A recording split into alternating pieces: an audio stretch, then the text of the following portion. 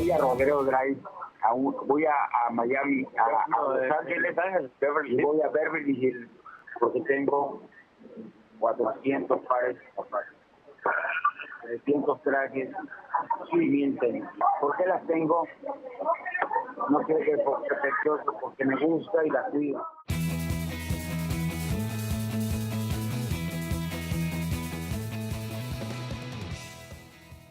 Estamos de regreso acá en El Observador hablando sobre corrupción en un programa que hemos titulado Sepan Cuántos. Y es que realmente no sabemos, Marco, cuántos políticos corruptos, cuántos están beneficiando, ¿no? ¿En qué condiciones está este país? Hablando de controles, no los tenemos todavía. Se ha quedado pendiente una nueva legislación en materia de corrupción y la Secretaría de la Función Pública, que es la que regula, la que observa, está un poco debilitada, ¿no? Bueno, ahorita mismo el proceso de designación de los comisionados, de los consejeros del IFAI, que es el órgano federal para el ejercicio del derecho ciudadano a la información, de acceso a la información, pues acaba de aprobarlo el Senado prácticamente después de un proceso tortuoso que generó enorme inestabilidad. Se quedó ahí el tema de una suerte de SAR anticorrupción, que es una de las ofertas de campaña del presidente Peña Nieto. Y lo cierto es que estas prácticas de corrupción tienen también que ver, somos muy dados a personalizar. Es decir, hay responsabilidades personales, sin duda, es decir, el servidor público que comete corrupción es un delincuente si así es sentenciado por un juez, pero lo cierto, o mi hipótesis y lo que dice la encuesta de cultura ciudadana INEGI, el Latinobarómetro en cada una de sus ediciones, es que la corrupción es una práctica no solo generalizada, sino que el Estado mexicano produce incentivos para corromperse. Es decir, para disponer de recursos públicos, para disponer de contactos, hacer tráfico de influencias para beneficiarse personalmente y para acrecentar poder por la vía de la corrupción, ¿no? Así es. Yo creo que tenemos muchos aspectos que no abordamos, ¿no? Y creo que sería bien importante ver esta nota que vamos a abordar ahora. Esto es importante porque de acuerdo con la ENVIPE, ustedes pueden ver el informe ejecutivo de la ENVIPE y quienes aparecen en la lista de los percibidos como más corruptos en la ENVIPE son primero policías, después fiscales y después jueces. Así es. ¿No? Y en los que menos se tiene confianza, además. Exactamente. Sí. Vamos entonces a la nota. ¿Es verdad que usted declaró, mi general, que si viviera de sueldo de policía se moriría de hambre? Pues yo creo que sí, ¿verdad? Verdaderamente. De los personajes más oscuros al mando de la policía tuvimos a Arturo Durazo Moreno, pero no ha sido el único.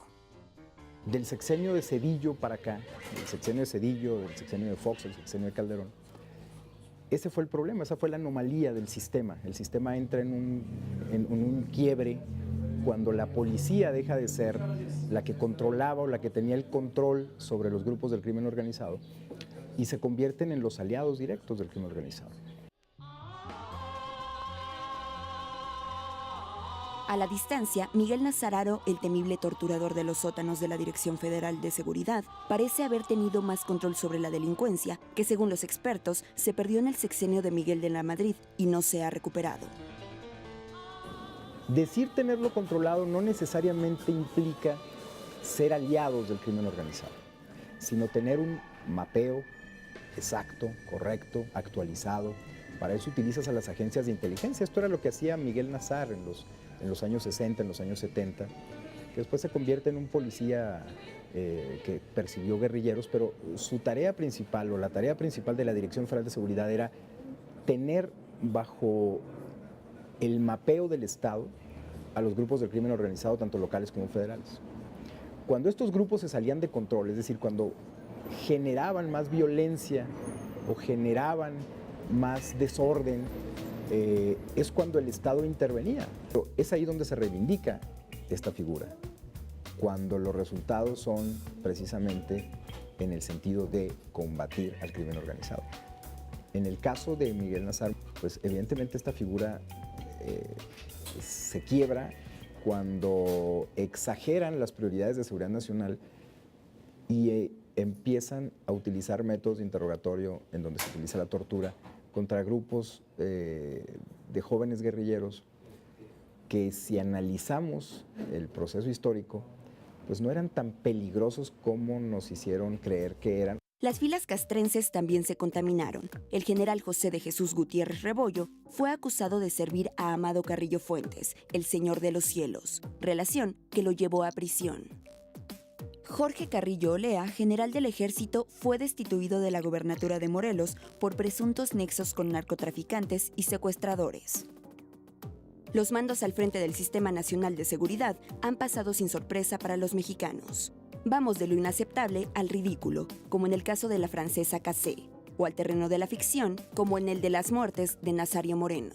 Las estadísticas de policías federales asesinados en enfrentamientos absurdos, como la muerte fallida de Nazario Moreno, ese fue uno de los enfrentamientos más absurdos que hubo, porque la Policía Federal se quiso atribuir para ella misma o para el propio García Luna el éxito del abatimiento de Nazario Moreno, cuando fue un fracaso total y hubo muchas muertes en ese momento. Bueno, Genaro García Luna fue el policía del sexenio pasado, que más allá de mantener un monitoreo exacto, un monitoreo preciso de lo que hacían los grupos del crimen organizado, pues las evidencias nos dicen que hizo una serie de acciones que no llevaron absolutamente a nada. Actos de corrupción y complicidades son sello desde hace décadas en los mandos policiales. Poco tiene que ver el nivel. La relación entre autoridades y criminales transgredió el deber de aquellas con los ciudadanos.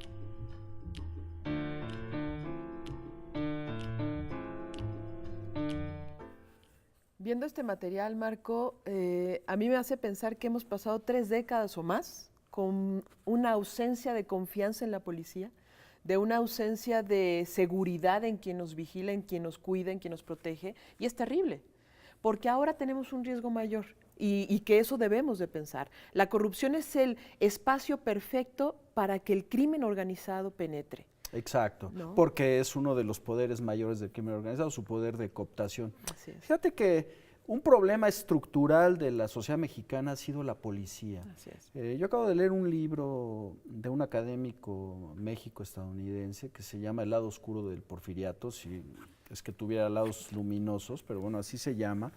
Y él documenta toda la historia de la policía, del proceder de la policía y en general el poder judicial y el sistema de procuración de justicia. Y es increíble cómo son exactamente las mismas prácticas. Tenemos desde la Constitución del Estado mexicano en sus diferentes modalidades hasta hoy, tenemos que la policía es un factor no solo de terrible violencia de Estado, sino también de corrupción, y añadiría que mientras más poderoso ha sido el policía, más difícil de fiscalizar. Esa es la paradoja, claro, y eso claro. Va para remitirnos a los últimos tiempos de Durazo a García Luna. Mientras más poderosos fueron, más difíciles fueron de vigilar. Entonces, ojo con los superpolicías. Vamos a este corte y regresamos al Observador.